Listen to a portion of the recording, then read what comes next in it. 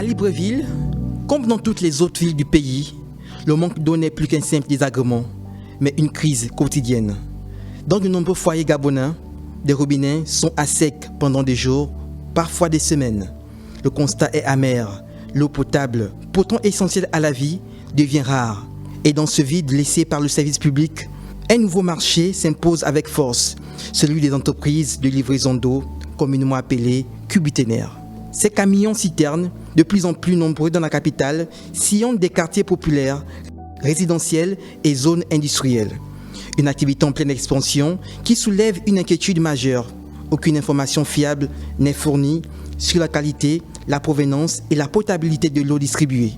Pourtant, cette eau est utilisée aussi bien pour la consommation humaine que pour des activités économiques. Au charbonnage, nous découvrons une briqueterie contrainte de se ravitailler par camion pour poursuivre sa production, faute d'eau courante.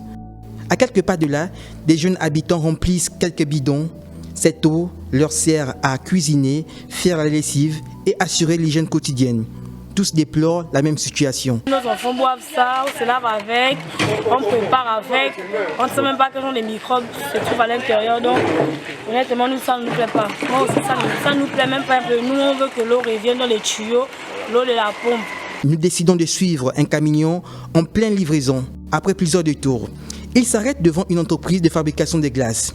Ici aussi, la pénurie a bouleversé l'activité, incapable de s'approvisionner régulièrement par le réseau public. La société dépend entièrement de ses livraisons privées. Une réalité troublante quand on sait que cette eau entre directement dans la chaîne de consommation.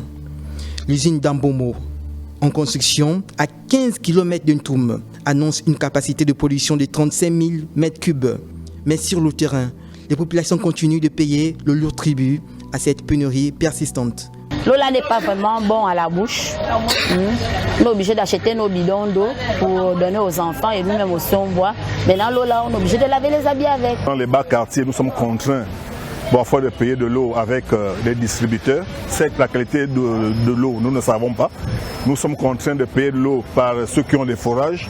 Ce qui dérange non seulement la vie est difficile, s'il faut encore payer un liquide qui est gratuit.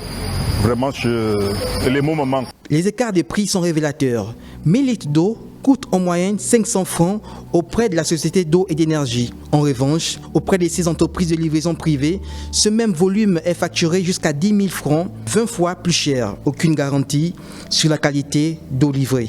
Selon les autorités, la loi de finances de cette année prévoit la création de nouvelles capacités de production, avec plus de 110 000 m3 supplémentaires annoncés, ainsi que la mise en place d'un arrêté visant à encadrer la distribution et la vente de l'eau, une mesure présentée comme une réponse structurelle destinée à réduire le déficit en eau potable. La population vit au rythme des camions-citernes, prisonnière d'un système où l'eau, bien que vitale, est devenue une marchandise.